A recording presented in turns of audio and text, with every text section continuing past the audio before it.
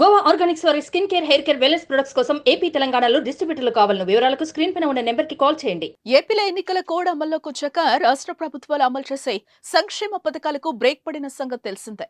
డబ్బులు జమ చేసే స్కీమ్లకు ఈసీ నో చెప్పింది. ఎన్నికల కోడ్ కంటే ముందే వివిధ సంక్షేమ పథకాలకు సంబంధించి సీఎం జగన్ బటన్ నొక్కినా డబ్బుల అకౌంట్లో పడలేదు. ఎన్నికల కోడ్ వచ్చాక డబ్బులు జమ చేయాలని ఏపీ సర్కార్ భావించగా ఈసీ దానికి ఒప్పుకోలేదు. అయితే మే 13న పోలింగ్ ముగియడంతో డబ్బుల జమకు ఈసీ గ్రీన్ సిగ్నల్ ఇచ్చింది.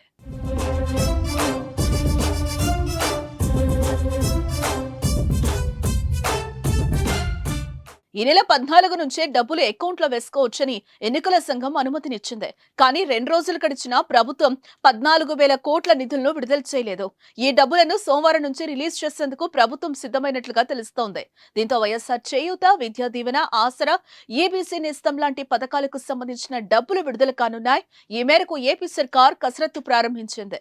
దీంతో పథకాల కోసం ఆశగా ఎదురు చూస్తున్న ప్రజలు ఈ వార్తతో ఆనందం వ్యక్తం చేస్తున్నారు.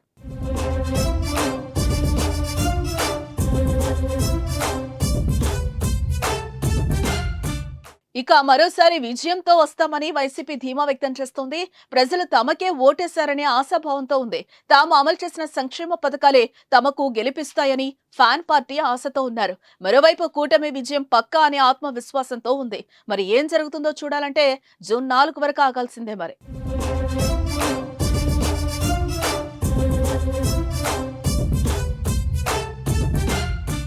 సుమన్ టీవీలో మీ పర్సనల్ అండ్ బిజినెస్ ప్రమోషన్స్ కోసం కింది నెంబర్కి కాంటాక్ట్ చేయండి.